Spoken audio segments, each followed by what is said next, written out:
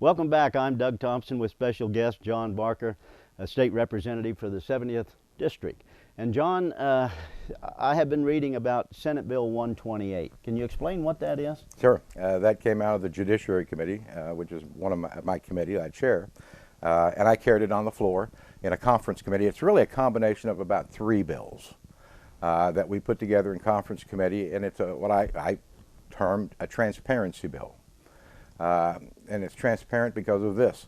It has to do with the Supreme Court Nominating Committee. Presently, under our system, the Kansas Bar Association elects 5 members to that committee, the nominating committee. The governor appoints 4. And with the Kansas Bar Association, they have their own election of 20,000 attorneys in the state of Kansas to elect those 5. But they really don't go into depth of telling us how many people actually vote in those elections. So under Senate Bill 128, those elections are now open. And the nominating committee was not subject to COMA, which is our Kansas Open Meetings Act. Right. They could go into a back room. Not saying they do, but they could and actually pick the nominees. With it being subject to COMA now, the Kansas Open Meetings Act, they do all their deliberations and interviews in public. And the only time they can go into executive session is if they're talking about the financials of the applicant. And that's good. They need to be able to do that. Sure. But when they come out and do their deliberations, it's all in public. The press can be there, public can be there, and then they make their recommendations to the governor of who their nominees will be. The other good part about this is that, as you well know, the governor appoints the Court of Appeals. Right. That was changed several years ago.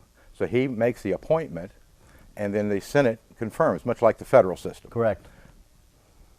The governor did not want to release the names of the applicants or who had applied for these positions. Under this bill, he is required within 10 days of the application period closing to release all the names of the attorneys who have applied for those positions. And so it's a compromise. The KBA is becoming a little bit more transparent. Kansas Bar Association. The Kansas Bar Association. And the governor has to be a little bit more transparent.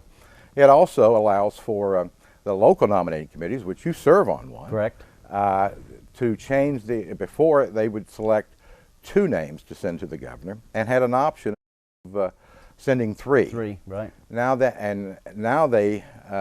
it's been changed so that they send 3, and they may send 5, just giving a wider group of people that the governor can select from. Sure.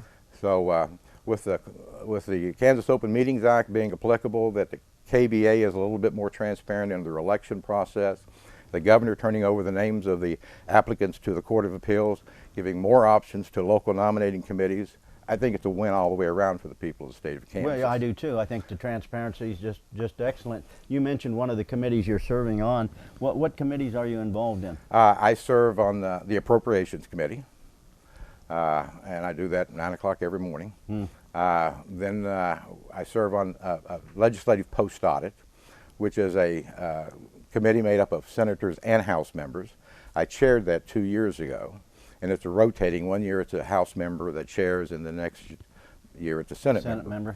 And I also serve on education, and then I chair the Judiciary every day at 3:30. So I've got a pretty tough You've got schedule. a pretty full docket going right there. Right.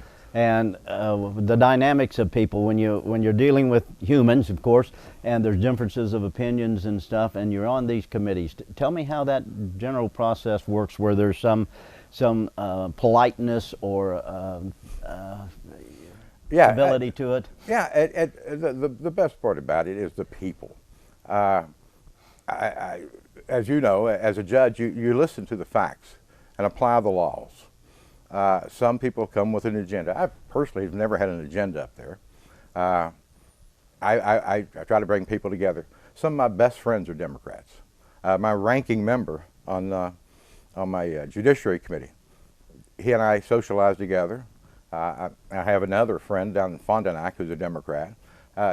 It's like being in a courtroom. Yeah. You fight in the courtroom, you come outside, you're still friends. Sure, because that's who you associate with all the time. Right. We're going to take another break. When we come back, we're going to continue visiting with John Barker.